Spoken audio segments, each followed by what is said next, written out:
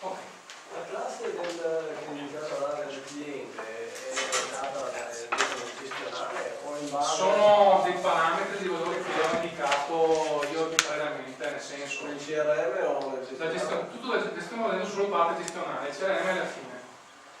La classe dei clienti è data, qua c'è tutta una formula, quelli che mi fanno il 90% del fatturato, quelli che mi fanno il 95% del fatturato e quelli che mi fanno il restante 5% del fatturato. Perciò la classe A è quella del numero di clienti che mi fa l'80% del fatturato. Insomma.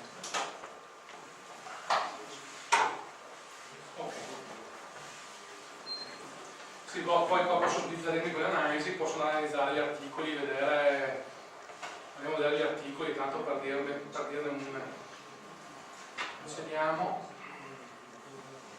Ok, vedo che io fatturo il grosso, il movimento grosso dei miei articoli sono della categoria mobili e sono un circa l'8% della categoria eliminazione. Vedete, quando fermo sopra il mouse mi appare sempre il dato e mi appare una freccetta che punta dove sto guardando, okay? Che è eliminazione del caso.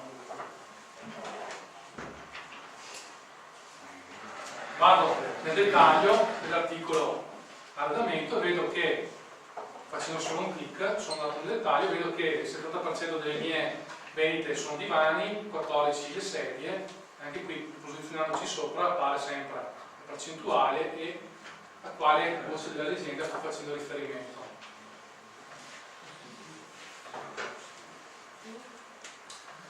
Torniamo, adesso partiamo con discutere del margine, visto che siamo qui per vedere il discorso dei clienti. Abbiamo visto prima che il cliente, essenzialmente, un cliente buono era appunto Arredo che mi dava un ottimo fatturato, 500 o 8.000 euro, più di tutti gli altri. Andiamo a vedere se effettivamente questo cliente ha quello che è il margine di tutti. Perciò andiamo a vedere i margini di quel cliente. Cancello la selezione, seleziono punto arredo,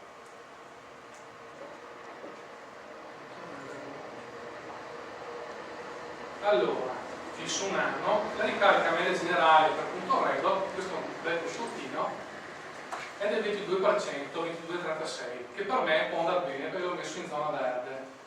Il cruscotto, i parametri del cruscotto posso crearli direttamente online, qua, e dico, vabbè, il limite negativo me lo fissi al 7% e quello positivo me lo fissi al 22%. Vedete che si spostano i valori del cruscotto, perciò prima era un cliente che andava bene, adesso siamo al limite sulla soglia di attenzione del cliente. Vedete che questi dati sono tutti modificabili direttamente e su tutte cose comunque vengono decisi in fase di analisi se dare questa opportunità a chi usa l'interfaccia per fare queste modifiche. Portiamo come prima così. Comunque il nostro bel cliente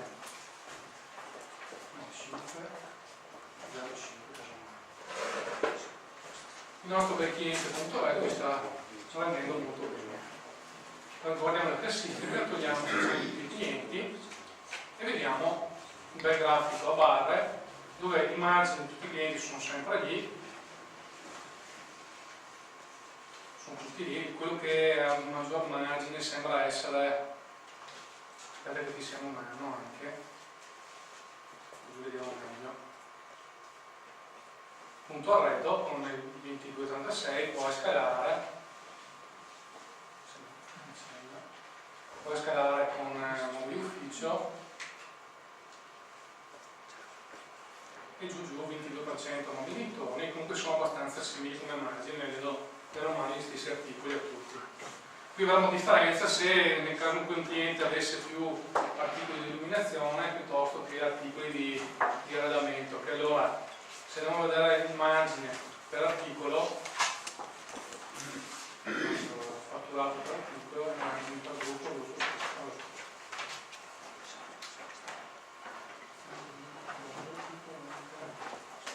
scappo via e ci pensate voi a contattare.